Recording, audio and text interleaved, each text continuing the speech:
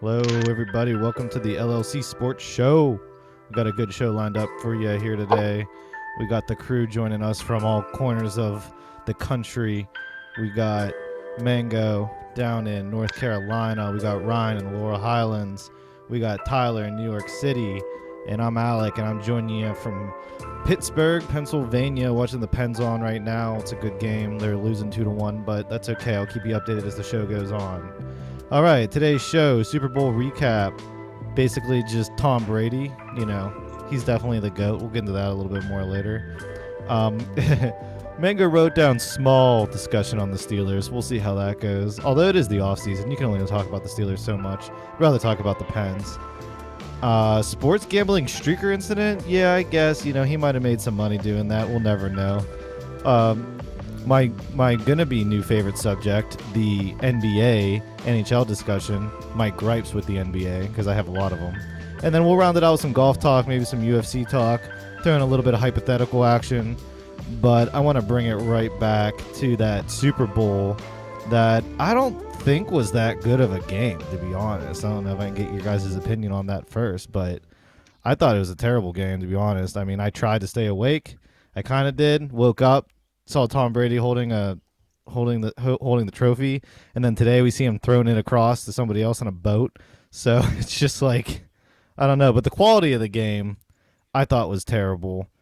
I don't know what you guys thought. Too many penalties. I honestly thought. Yeah, I agree with you, Alec. I honestly thought just, that they just gave it to him. You know, I mean, that was my initial inkling right off the bat.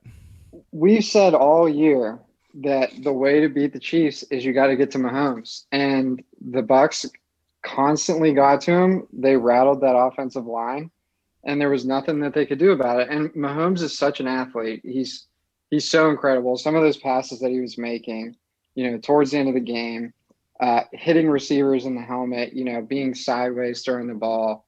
It was so impressive. He's such a competitor, but yeah, not a great game. Tom Brady just so dominant in those situations. And, that throw that he threw falling down at the end. I mean, yeah. that was they hit him right in the helmet. Mahomes threw. I forget who it hit in the helmet, but he had two like that in a row. Yeah. Like one on third down, one on fourth, where he hit his receiver in the helmet, and he was pretty much parallel with the ground. I mean, I just couldn't believe it. It was a perfect spiral too. I mean, it is just one of the most ridiculous things I've ever seen. I think a lot of people are just saying, "Oh, it wasn't his night. It wasn't his night." Mahomes. I just really feel, and you know me, I'm always the cynic. I just really feel like the refs kind of like handed it to him, handed it to Brady. I think it was his night. It wasn't the rest of his team's night. I mean, I think a lot of people underestimate the amount of that football is really a team sport. I mean, yes, Tom Brady is the clutchest quarterback ever. He always does the right thing. But did he do anything, completely like spectacular during that game? I don't know. I mean, he just does the right thing all the time, and his team was just so much better. I mean, overall. Yeah. Tyler, what do you think? I mean, I think Tom Brady's the ultimate game manager, and I think that's why you can play into your 40s, and why Ben Roethlisberger still isn't a terrible option for the Steelers. But I mean, I think it helps when you got all the refs playing for you. So I'm just gonna keep harping that. Yeah. So some thoughts that I have. I completely agree. I was frustrated with the calls that the refs were making. They were ticky-tack calls. I do think overall, you could argue that the calls were accurate. Right? I mean, you really. I had a hard time arguing against, just the technical component of it. However, there's tradition. This is the Super Bowl, and you got to let the boys play. And when the play is on the left side of the field, and you got a little bit of a jersey grab or an arm grab on the right side of the field, you cannot throw that flag. You have to take into consideration that the quarterback's momentum is going left. He's throwing the ball left. You can't call a flag on the right when it's third and long. You just can't do that. Yeah, so that frustrated me a lot. But I kind of want to shift. I mean, I agree with everything you guys said, but I kind of want to ask a question before we get off the Super Bowl topic. Let's talk about coaches, dominant coaches and performers versus dominant players / performers, because all season I was thinking about Bruce. I was thinking about Bruce Arians. Well, I'll expand on it a little bit. I was thinking about Bruce Arians, right? And I'm thinking, okay, is this the coach? What are his plans? You know, he's bringing this all-star team together. You know, what's in the playbook? What kind of change are we going to see halfway, a quarter of the way through the season, halfway through the season, 3/4 of the way through the season?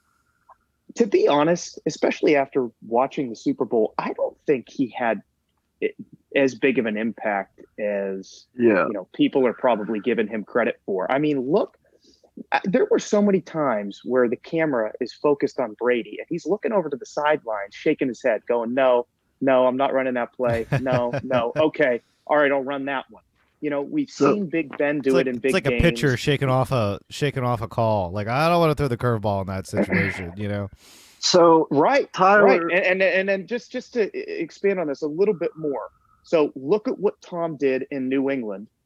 And then he leaves New England and what's his name up there can't even put together a season above 500. And then you've got Tampa Bay, who last year had a sub 500 season. Tampa Bay's been terrible for as long as I can remember. So they're only the 5th team in Super Bowl history to come back and win a Super Bowl after a season being sub 500. This was all Tom Brady, and not only was it Tom Brady, but you have what he scored. That of all the touchdowns that were scored, they were scored by guys that followed Tom to build this, superstar team. So I just think the league this year proved, at least for me, that this is about the players, not the coaches. I mean, look at Nick Foles in, Super Bowl 53. They're on the 2. Let's run the Philly special or whatever. And what's his name standing over there going, yeah, that's a great idea. Yeah, go ahead, Mr. Foles. I mean, I see your point. Like, Bruce Arians didn't necessarily have any tricks up his sleeves, which was always kind of like our criticism for the great Mike Tomlin. You know, it was like, okay, you got to change it up. You got to change it up, but I think Arians deserves a little bit of credit just for managing the team the way it is, because I think that, the way that this season happened for the Bucs is, Brady left New England and he looked around and he said, which team has the best options right now? Like, what can I win with? And it was in Florida, right now? And which the was receiving core, nice. Is incredible and everything, but you still have to gel. And that was why, I think they started 7. They were 7-5 at one point or something like that. And then, just to find the groove in the season, figure out how to play, Brady's way. They got better as the season went on. Way. I mean, but it's, I think it's a great point, Mango. And I would just say, I think Arians had more of a hands-off approach, and he did let the big team leaders kind of take control. I mean, Brady, I just saw it on a video the other day, said his biggest accomplishment was being named team captain and getting the opportunity to actually lead. If you're putting all your money towards, paying, what's his name at the Raiders, I don't know what's going on with my name recollection today, $100-some million for the coach who's going to pound his fist on the table, and it's going to be my name or my way. I need some execution this week, boys. Gruden. Yeah. Versus you've got Tom going, okay, everybody just relax. This is what we're going to do. Yeah. Belichick was the coach you were forgetting about earlier, but yeah. And Belichick. Thank you. Thank you, Alec. Well, I think exactly what Mango said about going back to the middle of the season. Their record wasn't good. Nobody thought that they were going to be a Super Bowl contender. And everyone was saying, when is Tom Brady going to take the reins? And he finally did, and they won a Super Bowl, I'm up the same stream as Tyler here, as it's all Tom Brady. Yeah. And like I even said before, I don't know how it's possible, but he's underrated. I don't think that's true now that he's won another Super Bowl, but before that Super Bowl, he was underrated, in my opinion. My final thoughts on the subject before we move on to the gambling and the fun stuff that happened was, first of all, Tom Brady shouldn't have even been in the Super Bowl because Green Bay should have won the NFC Championship game, in my opinion. Tom Brady had a terrible game. He threw 3 picks, and kind of squeezed one out, I guess, is what you want to call it. But ultimate game manager and ultimate storyline. You know, it was just like, oh, Tom Brady, you know, something happened up there in New England. I can win anywhere. Goes down to Florida where it's nice and warm, you know, does his thing, wins a Super Bowl there, and just totally solidifies GOAT, greatest of all time. And that's it. It was a good story. And I think the NFL loves a good story. You know, I mean, we could sit around and say it's fixed, it's not fixed. You know, we can conspiracy theorize all we want. But I think that everybody wanted to see a good story, and they saw Tom Brady go home and take his seventh ring, right? Seventh. So that's what it's all about. Yeah. But I think he also did sort of write the script for anybody older, like a Ben Roethlisberger, that wants to go on and try to have some success later in his career. I mean, Brett Favre should have done it with the Vikings. I mean, that was I don't know if you guys remember that. Like, he had a great team. I think Adrian Peterson was the running back on that team, and it was like, how does he not win the Super Bowl? You know, then you see Tom Brady do it at 43. So he's the greatest of all time. Boat parade? So yeah, Alec, it's interesting that you mentioned the GOAT there, because I guess the next question that we want to talk about is, I mean, is Brady the GOAT of all sports? Like, is he the GOAT of team sports? You know, and I think it's a really interesting question, because he's just like firmly in that conversation now. Like, who else would you even put on that level? Like, yeah, I know. I'm thinking Jordan. I think Serena, it's so hard to Tiger. compare. It's so hard to compare. The team sports with the individual sports is the hardest thing to compare, because I agree. you could bring in the tennis players and the golfers, and they're dominant in their own right, but they weren't necessarily relying on an entire team to get it done, you know. So I mean, Yeah. so the two that would be at the top in my mind for team conversation would be Jordan or Brady, Yeah. right? which So I watched. who do you think of those two are the GOATs? I binge watched the entire Michael Jordan That's documentary. fantastic. Oh, it's just amazing. And I was kind of like, oh, everyone's talking about it. Like, you know, definitely one of those people being like, oh, if everyone's talking about it, it must not be that good. But it really was good. And then after watching that, I'm like, wow, yeah, no, I mean, he should have won 6 in a row.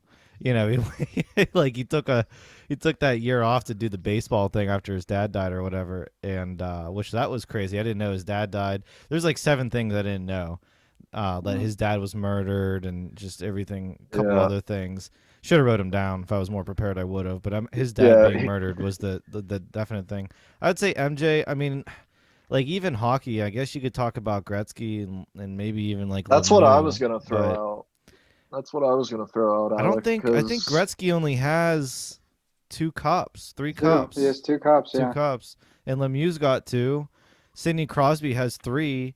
So it's like, you know, if you're gonna have those kind of conversations, like I'd throw Sidney Crosby in there, I guess. You know, I mean, if we're really gonna, maybe that's a little bit of a homer pick, but he's one of the best superstars with the most cups. So it's like, That's true. you know, it's if you're going off you kind of have to go off the numbers when you're going all-time GOAT. You know, so does anybody in For the me, it's gotta NBA be have Jordan more? as well. Does anybody in the NBA have more than Oh, Jordan? yeah.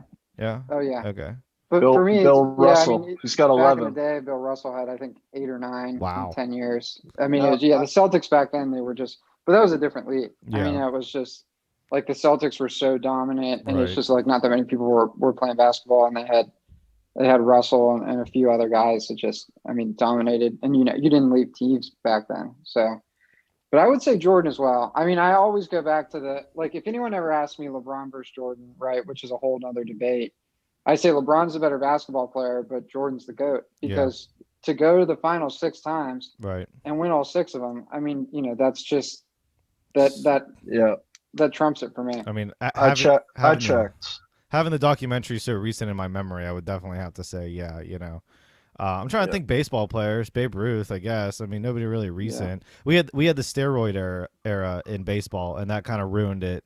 I think like it ruined your Mark McGuire's and your Barry Bonds. But and it things was like so that. much fun, though, Alec. It was. I mean, I'd love to have that conversation, because it's like, oh, should these guys be left in the Hall of Fame or not with the baseball players? And it's like, honestly, like, you have a bunch of old baseball writers that vote on that, so they're probably not going to get in the Hall of Fame, but that doesn't mean they're necessarily not deserving of it. So that's a ticky-tacky conversation. But yeah, that's a conversation for another day.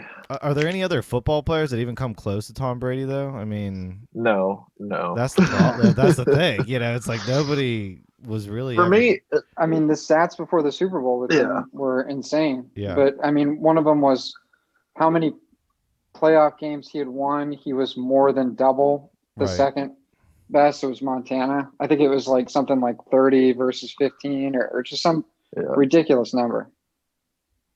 For me, he's got to be the GOAT now. I mean, he has more championships than the Steelers organization. Yeah, and just to throw one more angle at the this conversation piece. Last week we were talking about how the NBA is known for just kind of shuffling around superstars and creating these incredible teams. That is not what the NFL does. We do not see that. In fact, I think the only other quarterback to have 2 Super Bowls with 2 different teams is Peyton Manning. That's across history. So it just speaks to his leadership and his skill. So yeah, I'd have to agree. Plus, I'm biased because I lived through the era. As I think I talked about it last week as well. His first Super Bowl, I was like 10 years old or 11 years old. I voted for him to win MVP, and now here he is again winning MVP. I watched them all. I saw everything. I fell asleep, I got to admit. There were a couple of them because I thought they were going to get crushed. The Cardinals was one, and the dude finds a way to come back. Yeah. The GOAT. Yeah, The GOAT. we got our asses kicked by him for many, many years. Many years. I don't know. Last time you and I were at a game, Ryan, we beat them. So I just want to throw that out there. Yeah. Oh, dude. That was a great game. Thank you for reminding me of that. That's great. We both had the mustaches rocking. We both had the same AB jerseys on. It was great. We looked like true brothers during that game. But I'll wrap up the GOAT conversation by saying, I guess if we're going to delve into individual sports, I always like, and this isn't all-time GOAT. This is like GOAT within the sport. The tennis one between Federer and Nadal was always kind of interesting. I mean, if you're talking tennis, you got to say Serena, man. I mean, Serena is so much more dominant than those two. Well, by and gender. I think that Djokovic is going to surpass Nadal and Federer. So, I mean, he's just likely. Most likely. But I don't see how he loses. That's what's interesting with the tennis GOAT discussion is it's not written yet. Like I think for Tom Brady, we can say definitely, pretty much, without a doubt, Brady's going to be the GOAT. But yeah, I mean, it's being written in tennis. Golf, I think you got to go Jack Nicklaus because Tiger Woods didn't get there. He didn't get is he playing with more competition? Definitely. I think Tiger Woods had a harder road to go down, but ultimately you just got to look at Jack Nicklaus being like he has the most majors. So yeah, you can't take it away from Jack. Like he's got the numbers. I see Mango trying to come up with a Tiger argument over there, but he's staying quiet. I think if you look at like certain times in Tiger's career, that there just has never been like a more dominant athlete. I mean, I'm thinking back to like 06, 07, where he won like 8 in a row. I'm thinking to 2000, 2001, where he won all 4 majors at one time. The Tiger Slam. The Tiger Slam, winning the U.S. Open on a broken leg. I mean, that's all just legendary. So have any of you guys seen the Tiger documentary yet? Speaking of the Jordan. Yeah, I watched it. I only saw. I think it's really fascinating stuff. Mm-hmm. I think it's very similar to the LeBron Jordan discussion in a lot of ways. Parallel a lot of comparisons to that. Is Tiger LeBron? I'm assuming. Well, yeah, obviously. Okay, yeah. So I mean that's. Yeah. I mean, I don't know if LeBron's done winning championships either. So it's like that's sort of the same story. Like, is the GOAT discussion really finished in the NBA? Probably not. He could go on a tear here. So that's just like Tiger. I could see Tiger winning another major. Yeah, we'll see. It would have to be the Masters. I had my doubts before, and then he won the Masters, so it's like you can't put anything past him. But didn't he have like 2 more back surgeries on the off season or something? I mean, it's just like but he's recovering from one right now. Yeah, that's what I'm saying. Yeah, but the back surgeries have advanced a lot. So honestly, it's probably a good thing that he's getting more back surgeries because, like, back whenever he got his original back surgeries, it wasn't nearly as advanced as it is now. But I kind of, to go back to even something Tyler said earlier about the recency, it's kind of like we didn't see Jack Nicklaus do what he did. We saw Tiger Yeah. Woods do what he did. Like I remember '97, that first Masters. Like the way he won by, was that the one he won by like 10 strokes? I want to say, if I'm thinking of the right something like that. tournament. Yeah. So it's like I remember that. Like I don't remember Jack Nicklaus. We caught the tail end of Nicklaus and Arnold Palmer's kind of career. Like I remember Arnold Palmer winning a couple of like senior PGA championships and stuff like that. But that doesn't get you in the GOAT conversation. So. But I don't know. It's just I love the GOAT conversations. It's fun to talk about. It's perfect like sports talk fodder. Yeah. But there is no like rolling body on it, so that's why it's kind of like, okay, we'll just Oh, So, Yeah. see so, what so the one happens. comment I'll throw in here about Tiger is, yeah, we saw all of the championships, but at the same time, and he did go on some incredible streaks, but he also had some really cold streaks as well. I mean, the guy had the potential to win so many more majors than he did with that kind of talent. It was just really tough to see him go on his, the number of cold streaks that he did. I can't remember the longest streak that Brady went through. I don't, was it like 4 years, 5 years, maybe Yeah, max, there's without winning a championship? But he only has he has one opportunity a year versus Tiger. I mean, when you're playing in the PGA and you're playing at that level, you have so many opportunities to win majors. The Tiger story is always interesting because you do bring up a really good point there with the cold streaks. Because I mean, just to like quickly recap, right? He burst on the scene in '97, right? And he's got this swing where he's just swinging like Alec. He's swinging like just just as hard as he can. Phenomenally is how he's swinging. But there's no control, right? He meets Butch Harmon. Butch Harmon's his coach. He completely revamps his swing, right? He goes into the 2000s. He absolutely destroys it for call it like 4 or 5 years there. He goes on that cold streak. Then he went through a slump. Meets Hank Haney, changes up his entire swing to start hitting the fade, right? Starts hitting the fade, goes on an incredible, like 2-3 year streak there. And then it was just injuries. I mean, since '09, he's just had injury after injury. But like the crazy thing about it is, I mean, like think about 2013, he won 5 times. Think about when he finally was able to come back from the back surgery. He was always in contention. He won the tour championship, and then he wins the Masters. So, but see, here's my thing with Tiger, and I didn't see the documentary, but I read that really long ESPN article expose they did on him.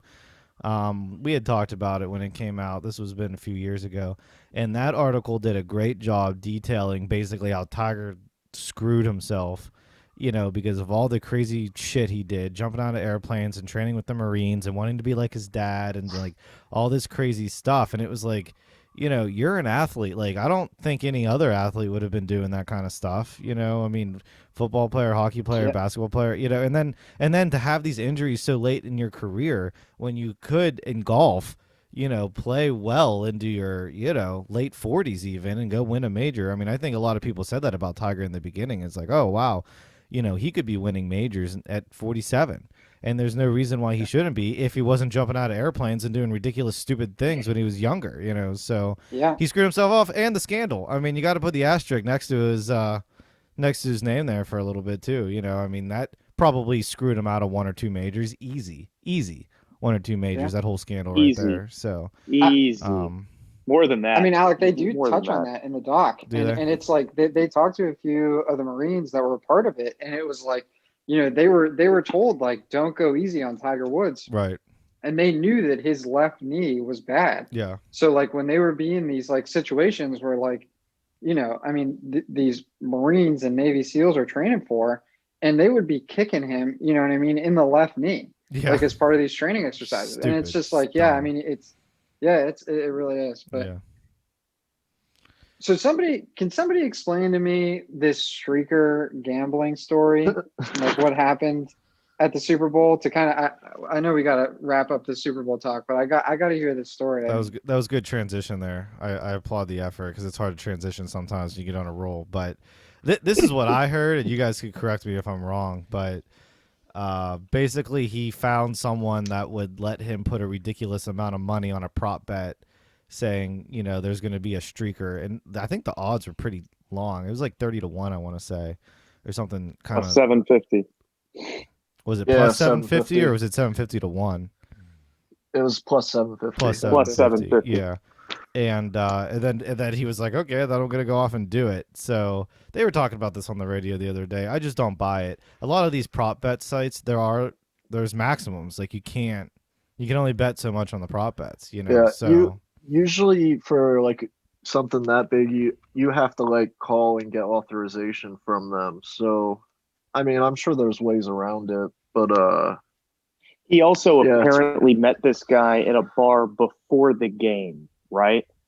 And didn't he, when he started streaking, wasn't he wearing like a pink thong or something yeah, it was like a ridiculous like thong that? leotard So thing. you mean Yeah. to tell me this dude's walking around in a pink thong and then just happens to run in, as he's grabbing a beer before the game, run into this guy, handshake agreement. I don't know. I don't buy it either. It seems like just a great story to tweet out and get some traction. It's on the gain internet. some It must be followers. true, right? It's on the internet. It Right. must be true. So that's why. Right. I could see it being a private bet. Like that was the only thing I was thinking of.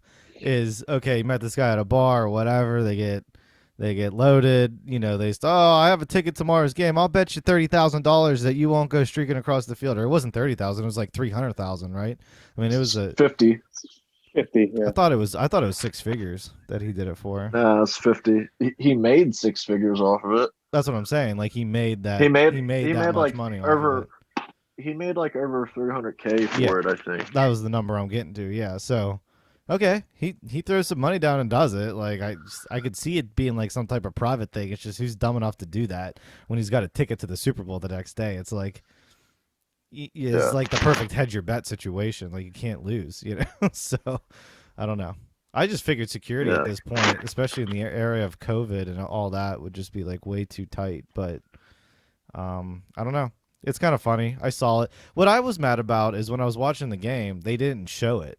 They didn't show the streaker at all. They're like, Yeah, oh, I there's a didn't see it. streaker. You see him going across, Yeah. and like, I think Tom Brady was on the field for it. I thought Tom Brady was just gonna throw him like a shoulder, just been like boom. That would have been the best thing. But I heard a radio announcer like do it, and he was doing it like he was a player, like, oh, there's a streaker, he's at the 40, he's at the 30, he's at the 20, he's going in, oh, and he's tackling on the goal line. That was really funny, because You gotta get in the end zone. yeah, he's like, you gotta get in, man, what are you doing, come on.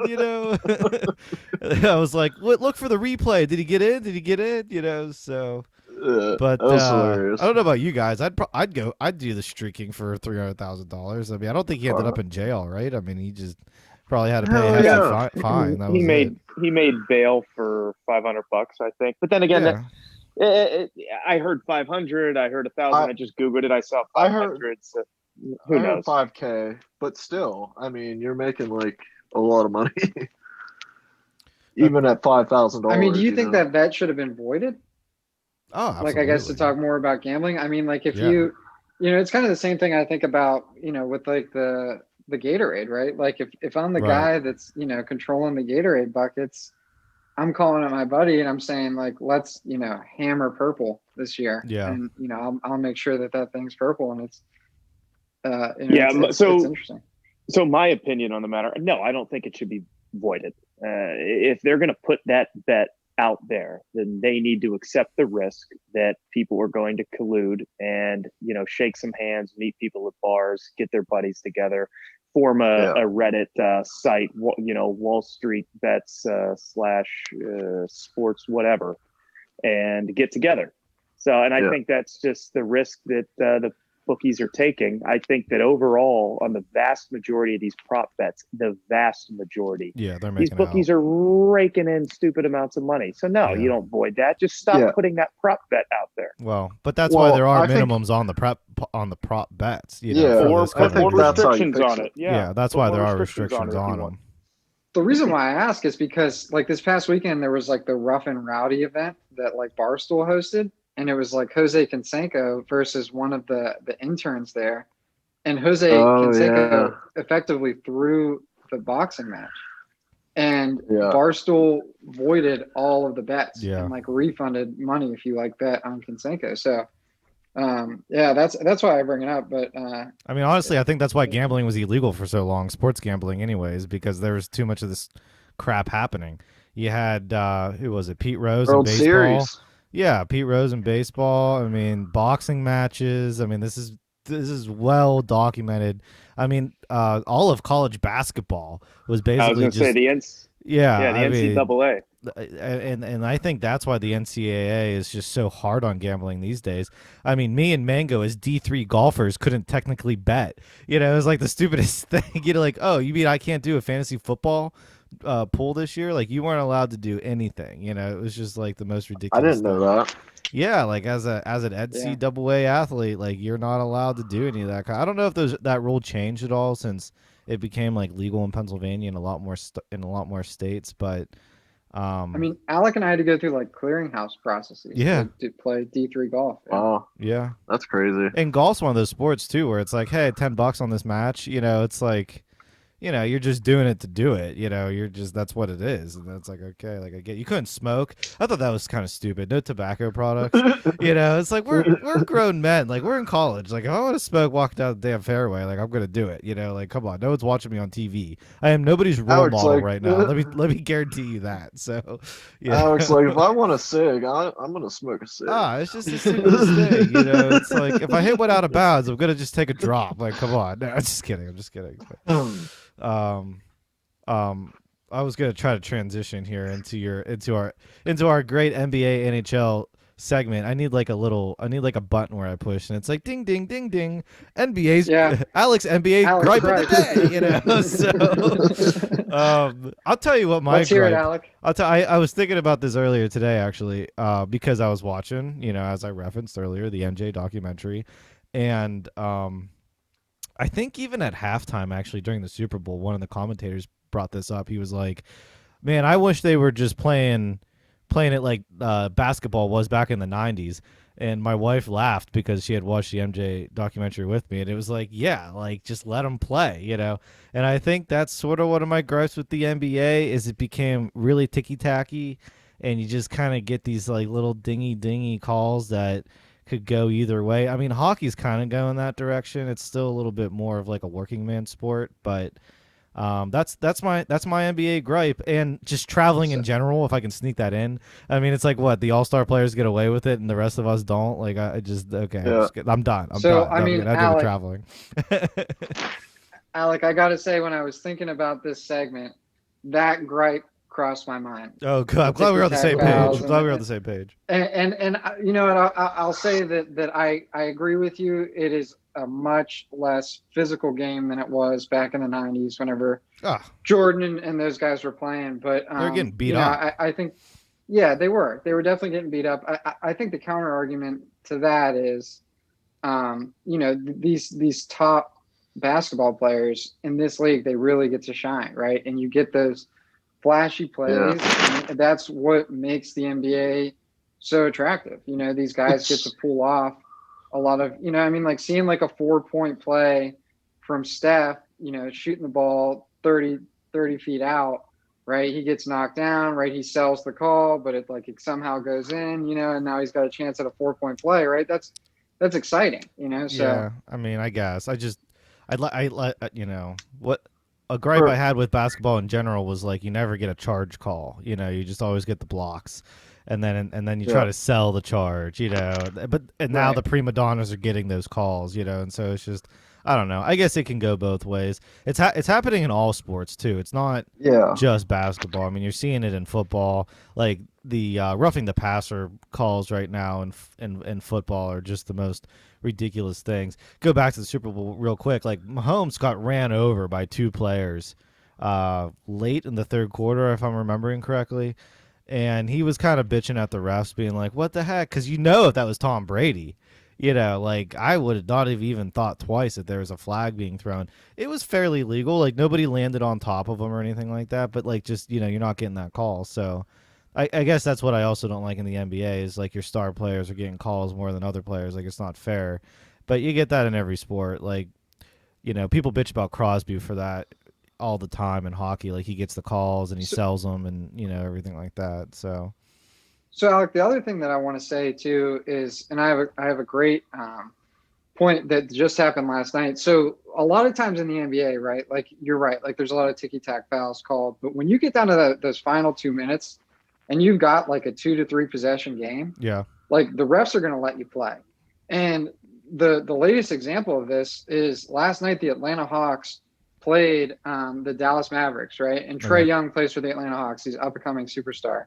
And he, on the last play, set the pick and roll and tried to sell the foul, right? They obviously didn't give it to him. Uh-huh. The Hawks lost the game, right? Like final seconds. He went ballistic on the ref. Like once the final buzzer went. Like, and he just went absolutely insane, just screaming at him. Like you could see on TV, without any sound, just how irate he was, what he was saying. It was wild. So I mean, and he's probably going to get fined for that. I mean, he might even miss a game or two, depending. So I mean, there's a lot of ticky-tack fouls. But see, he's doing that. He's doing that because of LeBron. He's doing that because of the star players. Oh, you know what I mean? Like here. he's seeing the example being set to him, and he's like, "Oh, I can get this call too." And that's what bothers me. It's like this precedence is set. It's not in a good way. You know what I mean? Like I'm trying to illustrate. Like in other sports, it does happen. Like hockey, one of my favorite sports. You're seeing not as much hitting anymore. You're seeing people play like they're stick checking instead of body checking and things like that. But like that's just a hard example because you can play the game different. Like you don't have to body check. Like I think that's the biggest thing. But like in basketball, it's like they're looking for it. Like that's what kills me. Like there's just so much. What's the word I'm looking for? You could get a penalty for it in hockey. Diving. There's so much diving going on. Is there a diving call in NBA? I don't know. Like, can you get called for diving? Yeah, there is. There's something around flopping. Yeah. Like, do they call it? I mean, it's rare that you see it in hockey. I mean, very rare. You see it every now and again in hockey because there's a couple of players that do it, and it's like soccer players. Like what do they call them? Grass fairies, right? And they're all like flopping around the pitch out there, being like, "Oh, I got hit the ankle. I need a call." Blah blah blah. And that's not what I want to see the NBA turn into. I don't want to see it be a bunch of prima donna soccer players, and that's where it's going. So there we go. They get paid that's enough. The thing. They get paid more. That's why. It happens in every sport. I mean, and a lot of the same critiques you're making about the NBA, you could obviously make about the NHL. So, I mean, I don't know. I just don't really see your argument because, I mean, it happens in all sports. All sports elevate to make the players be able to shine. But like Mango said, I mean, sometimes they let it go. Sometimes they don't, just like any other sports league, And at the end of the day, the NBA is a business, right? Like, a lot of times, like, I mean, the amount of times that LeBron James has fouled out of a game, he's probably played thousands of games at this point. I mean, he's got to be less than 3 or less. Yeah. And it's like you're never gonna eject LeBron James, right? Because if let's say the Lakers come to Charlotte, right? You want to go Charlotte tickets are $15-20 a game. Mm-hmm. Lakers come to town, they're like 150, right? So if I go, and I watch, and I'm paying $150 to see LeBron play, and in the first quarter they eject him, right? Like, or he gets 3 fouls on him, and you got to rest him because you need the rest of the game, right? Yeah. So it's a business, right? And you got to protect your top assets. Yeah. So no, I mean I understand. The one thing I'll say about hockey that I think makes it unique is it's the most self-police sport I think out there. Because you can still have the fights, you can still have legal hits and things like that. So if there really is something stupid that happens out there, I mean, unlike in the NBA, you get a technical foul or, you retaliate or you do something like that. In hockey, you can go out there and start a fight with somebody if you really get too upset with them, so. Alec, I think there's so much more to it. So let me just chime in here. And I've spent a lot of time. Now that you finished your email. In my head, thinking of just kind of breaking down the differences between the NBA and the NHL. You could boil it down to just basketball and hockey. I love them both. right? Both games, just like soccer and a lot of others, but I think these two in particular, you've got, flow, rhythm, creativity, passing, all these good stuff, all this good, exciting sports stuff, right? It's fascinating. I love the NBA, and I especially love the NCAA championship. Everything leading up to that point, not so much, but the championship, absolutely. March Madness. The scoring, the momentum, the coaches calling timeouts, all of that is a ton of fun. You don't get as much scoring in hockey. But overall, there are way more layers involved with hockey. Hockey is a way more interesting sport, if you ask me. And I'm hoping to get Mango a little bit riled up here and to get a little bit of a debate going. Because I think if you are to boil both games down, basketball, when it comes down to winning a game in basketball, what does it come down to? It comes down to understanding as a coach your percentages, right? Who should take the shot? Who's the guy, what guy do you want to get I'll sum it up for you a lot better. In basketball, it comes down to the last 2 minutes, and in hockey, it doesn't. That's my whole thing with basketball. Watch the last 2 minutes of the game, and that's all you really need to watch. I agree. I think that's the extent of it. And the end of the game, I always think it's so funny in basketball, the end of the game. You've got all these timeouts. These coaches have a bazillion timeouts, right?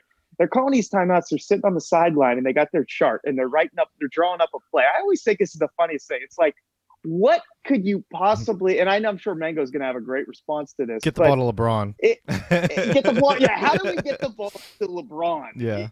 But I think hockey just has so many layers. You've got the penalties. You've got the strategy just with your hockey stick alone, needing to guard the puck, fend off players. You're on two teeny tiny little pieces of metal that are this big. You're on ice. You're flying down an arena on ice. Yeah. You're controlling a little puck that's on ice. Your opponent can lift your stick. He can bump you. It's physical. He can knock you off the puck. He can check you into the freaking wall. The list goes on. Then you get gassed. It's extreme.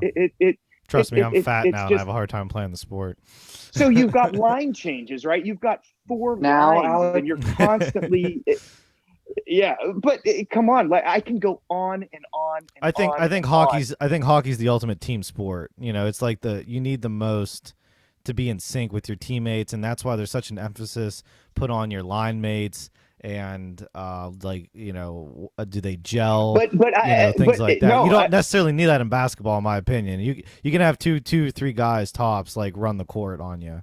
You don't need to have that perfect sync. Let me give you one more example that I think is fascinating with hockey.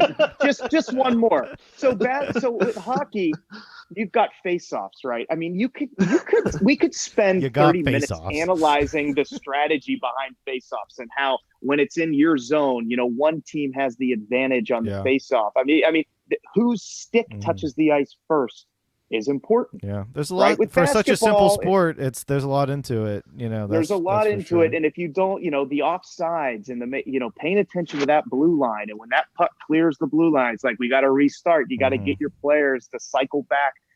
That is fascinating. Basketball, it's just like ping pong. We got some momentum. Lollygaggers.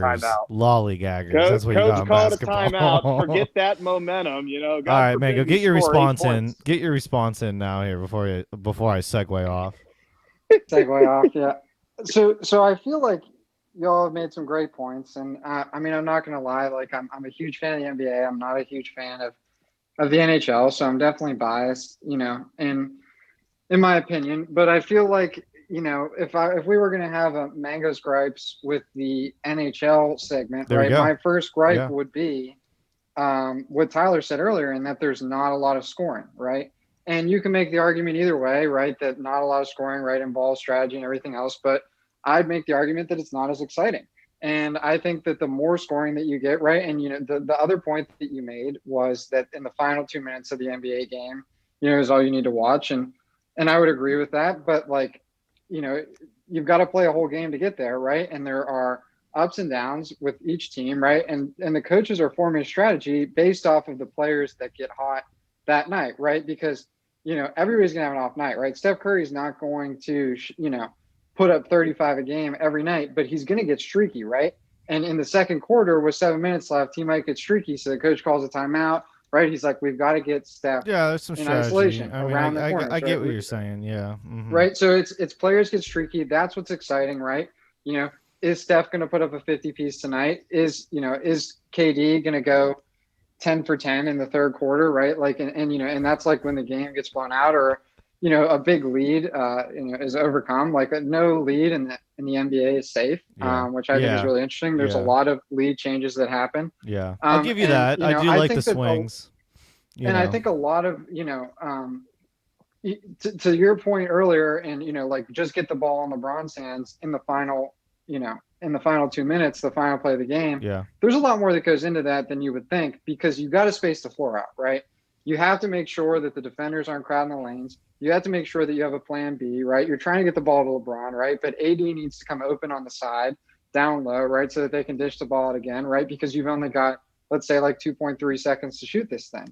So like there is more that that comes that goes into the coaching decisions that you would think. So, I distracted Mango. I should have had a counter on there with how many times you said right.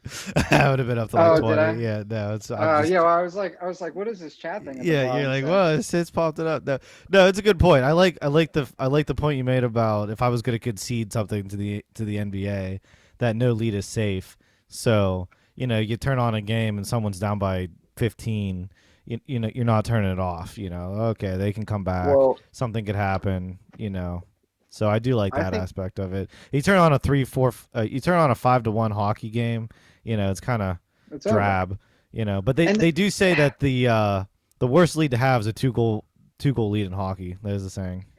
And what's so exciting about the NBA? Like if there's that 2.3 seconds on the clock, right, and like it's anyone's ball game at that point, like because they're going to inbound the pass, right, and then you've got that chance, right? You get that shot off. The end of hockey is exciting. And the buzzer rings, and there's nothing you can do. You know what I mean? So it's just like that's so exciting to me. That's an exciting finish. It's an exciting sport. The end of hockey is exciting. It's a good argument. The end of hockey is exciting if you're down 1 and they pull the goalie, and it's like 6-on-5, or even if they have like a penalty and it's 6-on-4 or something like that, because a lot of times they'll take a penalty in that last minute. To try to prevent a good scoring opportunity. So a lot of the times you get these like 6-on-4s to end the game. And it's just like a mad scramble, and it's like that. And then really another thing that hockey did great, I think, for the sport is they did that 3-on-3 in overtime, which is just like so fun to watch. I agree. I love that. Level. But so. You missed a point there, Alec. If you're down by 2 points in hockey and you're coming up to the last couple of minutes, you can pull the goalie. Yeah. Like, how cool is that? I know. You can go an extra man up and you can just, hit it with everything you've got. And you take a huge risk of all it takes is a turnover and the puck gets flipped down to the other side and boom, they score another goal. Doesn't take much in hockey. But doesn't take much. Those 6-on-5 or those 6-on-4, matchups at the end of hockey games are really, really interesting. Yeah. It can be incredibly exciting, especially during the playoffs. All right, and I think go ahead, Ron. I think LeBron was actually a bad example, because LeBron is actually such a creative player. Like he just finds ways to get players open and make them better, basically. But anyways, go ahead, Alec. Yeah, I'm gonna try to wrap this up here a little bit. We had like golf talk and UFC talk on here, but pretty much just gonna like skip over that. I don't really think there's anything exciting going on in golf right now. I watched PBA Koepka's Championship. Back. Huh? Koepka's back. Koepka's back. Yeah. Did he win last week? Dude. Who won last He week? did. Yeah, he won at the Phoenix Open. Yeah. So that was exciting. I've always wanted to go to the Phoenix Open. Your buddy out there always talks it up. Well, he's not out there anymore. He's in Oklahoma, but would always like to go to that one hole where they have it's surrounded by the stands. Yeah, that's an interesting ticket to get too, because there's been a couple times where I've tried to get out there for it, and it's always like, I mean, the whole thing is the only way you can get in is if you have a corporate pass, right? Oh, really? But they sell them on Craigslist and other things, and they're usually like about $400 or $500 that on the much? weekend, man. Wow. Yeah, it's crazy. But I mean, that includes food and alcohol and everything. Okay. And it looks like a hell of a time. Straight party. It's a pricey ticket. Huh. I didn't know. Was that just to be like around that hole, or is that just to get in general? Just to be around that hole. Okay. Yeah. Like up in the skybox. Yeah. I watched some of the they have the Pebble Beach AT&T Pro-Am going on right now, and I was watching some of that earlier. Which I like. I wish tournaments did this more, where they play different courses. You know, they play that. I think it's Spyglass, right? They play that, and then they play Pebble Beach. I don't know why Yeah. more tournaments don't do that. You know, like I was thinking, like Nemacolin, if they would ever bring the '84 Lumber back, they should play. Shout out Nemacolin Woodlands. Shout out Nemacolin Woodlands. Go Bachelor, watching the season right now. You know, Great season. Great season. Great season. Actually, it's a terrible season, but we'll talk about that later, maybe. What was I gonna say? I don't know. Like they should play Shepherd's Rock. You know, I mean, they should play one of the other nines or one of the other holes there, and just like change it up a little bit for the players, because I do think it's weird. Like as a professional golfer, by the fourth or fifth or sixth time you're playing that course in a row, I mean, you pretty much have it figured out. You know, so I don't know. I mean, they're changing the flags up, and that makes a huge difference. But I did see one great shot. I can't remember who it was. He was kind of like a no name. He hit it from down on the beach, from Pebble Beach, up to like, I don't know, 15 feet. It was just like an amazing shot. So I was like, okay, you know, Pebble Beach, it's always good to watch.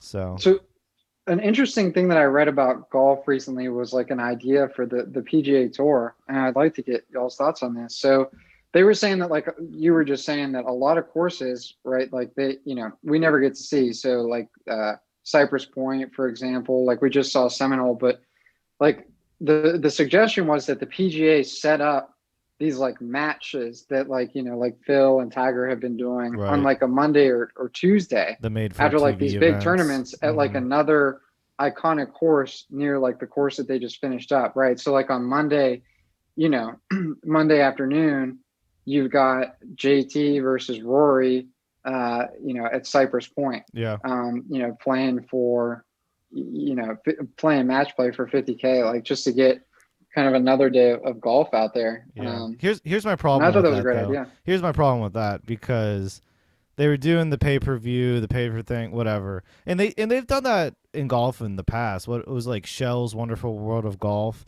and they would have like Arnold Palmer and Jack Nicklaus and Gary Player and a couple other players, and they'd swap them in, swap them out, go play these courses. You know, like during COVID, they were playing all the old Golf Archive stuff on the Golf Channel, and they had like Tiger and Arnie and a couple other players out at right in my backyard here, right in Ligonier, playing one of the courses locally. So that was cool to see. What I hate about that though, Mango, is when I'm turning on golf, I want to see golf. And I don't want to see people walking down the fairway, and that's tough for the sport, right? I mean, it's a slow sport. When you're in a tournament, it's hard. But I almost like watching the first two rounds of a tournament better sometimes, because it's just like boom, boom, boom, boom. They're going right from one player to the next. You have your star players that are, you know, spread out during all the tee times. So, you know, you could have somebody finishing up, somebody in the middle of the round, somebody just starting. And it's just constant golf. It's kind of like why I like March Madness in the beginning, because there's like 9 games going on all at once, and there's just always basketball on, and you know, it's just, you can switch back and forth and see what you want to see. Like even like the Masters last year, we all got together to watch that. The ending was kind of boring. I mean, Sunday was kind of like, you know, you're doing a lot of watching and listening to the announcers. You're not doing a lot of watching the golf. So only, I feel like, I don't want to say it's too rare, because it does happen, but a golf tournament to come down to like a very dramatic ending where you're like on the edge of your seat is kind of, you know, it doesn't always happen, I guess is what I'm trying to say. So if you're just sitting there to watch golf for watching golf, you know, you got a head-to-head match going on, and it could be a blowout. You might not, you know, one person isn't swinging well that day, and then, you know, that's just it. Like, that was kind of how I felt when they did that first event back from COVID, and it was like Matt Wolff and Rory McIlroy, I think Dustin Johnson, and I'm forgetting the fourth one.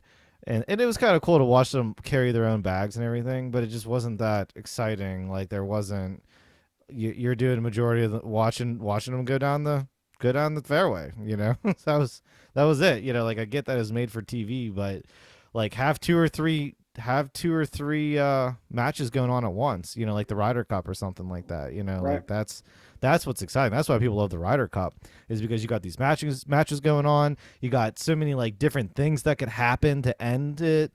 You can have the points being split, and for it to come down to that singles thing at the end, and you got all these groups on the course at the same time. I mean, that's what I'm looking for. Like I'm not looking for Tiger versus Phil for $50 million in the desert. So I kind of went on a little bit of a rant there, but that was my long point. I was just trying to make. I think it's a great point, Alec, and I'm sure most people would agree with you for the most part. And that's why you have to plan trips around some of these golf tournaments and events in case they do end up being boring on a Saturday or most likely on a Sunday. You got to have a keg there. You got to have your pig roast going. You got to have all your TVs set up. Can't wait for April. Yeah. Let's go. Well, I think this Masters was the first one in a while that it hasn't been interesting, though. I mean, for the most part, majors are usually, it seems like they're more interesting. I mean, you're always going to have that chance of a blowout with any sport, But hey, I do like the ups and downs. I like that some majors, are boring and then others are just so exciting. I mean, the one that comes to my mind is when Tiger won last. And, what is it? Francesco Molinari. I mean, just trying so hard to hold on to it. I mean, that was just so exciting. It's almost like everybody knew he was going to lose. Yeah. And he just kept fighting for those pars, just every hole, just fighting so hard. I mean, so many like 8, 10, 12-foot putts. He gets it. It's like, all right, he's still in this thing. But Tiger's going to beat him. The Rocco. It was hard to watch. What was the best part about one of the best parts of the Tiger doc was when the guy that wrote the book on Tiger a few years ago, I can't remember the author's name. He was like, all these guys like Francesco, Spieth, Koepka, all these guys that hit it in the water on 12 on Sunday. Right. And he was like, all these guys have been saying for years, they want to be right there neck and neck with Tiger on a Sunday afternoon. And the author on the doc just goes, "The fuck you do." like you absolutely don't and it's just, it was like one of the best parts of the doc because it's so true. Like he just, they didn't have any his mentality and it's. I think having the fans there adds a lot of pressure. I mean, you could say, I thought that was an interesting dynamic that we had to go through here with the COVID and not having spectators at different events. But that's got to add something. I mean, like. Especially for him. Yeah, especially for him. So, I mean, it's just not that, we had very long golfing careers, Mango, but on occasion you get maybe a dozen people watching you, or something like that. Is probably the most I ever remember following me around a whole the course. But it's like that makes a difference. I don't know why, but it does. So I could only imagine like 20,000 people looking down on you. So and that they're pros and they block it out and they're used to it and whatever. But I mean, it's got to come across your mind at some point. So and in my mind at that 12. was. Yeah, at 12, exactly. And like kind of because you didn't have spectators this last year, I was like, maybe that was why the ending wasn't as dramatic, because in golf, it's kind of like anything can really happen. Like a 2 or 3 stroke lead isn't necessarily safe. All it takes is one bad swing, put the ball out of bounds. We saw plenty of players screw that up. I was like Rory McIlroy at the Masters on 10. I mean, like there's just so many examples going back and forth. So. My favorite Tiger moment, though, as you guys were talking about earlier, was the Rocco Immediate sudden death 18-hole thing. Also because Rocco's from Greensburg, but because I think that's the last time you can do that now. They got rid of that 18-hole playoff in the U.S. Open, I'm pretty sure. So it's like you can't even have that kind of. I'm almost positive. I think that because that was the last tournament where they had that 18-hole playoff. Because it used to be like that, for all PGA Tour events, and then they kind of got rid of it, and then they were doing the 1 hole, and then I think it's all different now. You have like a 3 or a 4 hole playoff. Yep, you're right, Alex. So they got rid of it. It's a 2-hole aggregate playoff, right? And if the playoff ends in a tie, then it goes into sudden death. Sudden death, yeah. So the fact that they got rid of that 18-hole playoff, which I'm not really sure how I feel about that. As I just got done ranting on about how I hate one-on-one golf, but I hate one-on-one golf for a made-for-TV moment. I guess to like win the U.S. Open, it might be a little bit of a different story. Yeah.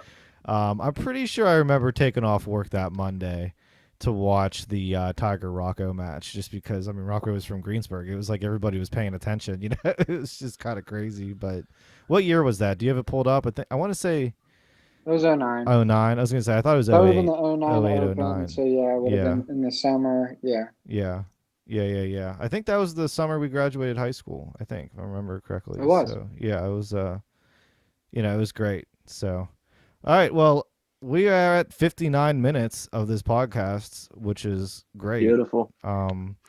Let's wrap it up with like a real quick comment. I think we were talking about this before the show. Favorite sports jersey that you that first comes to mind. So I don't know. I don't want to lead this off because I was trying to think of it the whole show and I really haven't like landed on anything yet. So Mango, you brought it up. Do you got one in mind? Yeah, so I'll go. So I feel like when it comes to a sports jersey, right, like less is more. Like I like the simpler designs. Mhm. The Steelers jersey is iconic.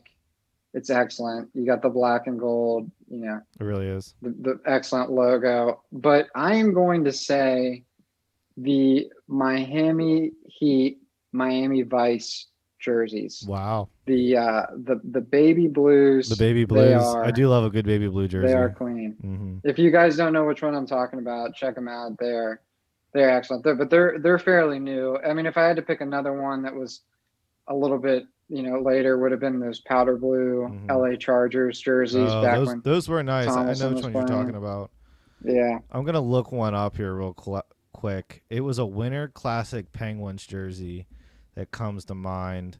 I want to say it was 2011. Yep, 2011. I have one. I have a Jordan Stahl one that I bought because I loved it so much, and it has like this old school penguin on it, and it's blue. It has like the baby blue, like around your wrists and like around your waist, but then it's like a dark navy. That's everything else, and then it's got the well, I always love this with hockey jerseys. It has the laces coming down the neck. And I just thought that was like the most iconic like hockey jersey that you can get. So that's definitely one of my favorites. I love all the hockey jerseys. I mean, I'm a hockey guy. I love them all. I like. I guess if I was gonna pick runner up, I like the Minnesota Wild jerseys. I like that like forest green jersey that they have. And then to go really classic, I love Montreal Canadiens. In their like hard red jerseys. I think that they just have like one of the coolest old logos in hockey. So that's funny you bring that up, Alec, because I lived in Minnesota and I went to a few of the Wild games and I just thought those jerseys were so ugly. I thought really? That forest green was just not working for me at all. I like them. It is unique. It's unique. You don't really have like that kind of thing. As an Eagle Scout, Alec, it doesn't with you being an Eagle Scout, that doesn't surprise me at all. I love it. I love anything forest green. It's great color. So I guess I'll go next since I kind of cut into your time there. Yeah. So the first I don't remember this, by the way, being a part of the agenda. So I kind of have to go off the fly here. I had two jerseys that popped into my head immediately when you said this. One was Toon Squad. Because that jersey, those are great jerseys. I mean, it doesn't matter. I mean, 5 generations from now, there's going to be kids walking around with Toon Squad jerseys on. So I just think it lives forever. But if I had to give a real one, I love soccer jerseys, and I got to give the credit to the Women's World Cup team for their last win. I think that is a super clean, that white with a little bit of red and blue on the sleeves and collar. Love it. I'll go soccer jerseys all day. It's just a everyday wearable jersey. You can get away with it. You can't wear a Tom Brady jersey any time of the year wherever you go, but you could wear a soccer jersey. Since you shit on my forest green color, I'll shit on your white. I hate white jerseys. Just anything white. I don't know why. Because usually it's like they get covered in grass stains and stupid crap like that. It just looks terrible. But because that's because your belly pushes them out and when you're eating, you drop food. That's right. I need something black. It's more slimming, so. That's why I think I'm gonna go with the black 76ers jerseys. Oh, Like the old Allen Ooh, Iverson yes. style. yeah, those are good. Yes. I remember those. Preferably AI. Yes. That's a Yeah, great those pick. are dope though. You got a runner up for us, Ryan, since we all kind of picked like 7. I mean, for basketball, I like the Kings jerseys. They're sweet. The throwback black ones. And I mean, pretty much any baseball jersey. I really like baseball jerseys, even though I don't like watching baseball. I think Mango wanted to call this show anything but baseball, and you did a good job of me not talking about baseball. So good job, Mango. Yeah, great But, job, everyone. Yeah, well done, guys. This is LLC Sports, and I think that was a good show. It was a good kickoff show. Kind of got out there what we're trying to do here. So, we'll do it again next week. I think we got Thursday nights on lock. Looks like I'm seeing some nods. Maybe we'll try to do it in Thursday nights person on here lock. soon. And hey, Alec, well, all of you, we got through this podcast without mentioning Mike Tomlin one time. So I just had to throw it out there. We're in the off Throw season. it out there. I think I did. I did mention Mike Just Tomlin. wait for the season to start back up. I did mention Mike Tomlin earlier. I think I'll have to go back and check the records, but I think we talked about the Steelers for sure. just but, like a little bit. But you know what? I'm Alec, reminding please refer myself. to him as first ballot Hall of Famer Mike Tomlin. I think that's how I referred to him actually earlier in the great Mike Tomlin. I think is what I said. So there you go. But you know, it's interesting. I made a point. One of the first points I made on this podcast was, you know, at least I raised the question and started the argument or the debate about, you know, what's more important? Is it about strategy with the players or is it about the coaching? And I think this plays more to Mango's argument because Tomlin always has his freaking hands in his pockets and he's just staring off with a daze. Never coaching. You know, never coaching. All right, So, everybody. Well, I'll have you've to think about been listening to LLC Sports Talk. We will catch you on the flip side. Deuces.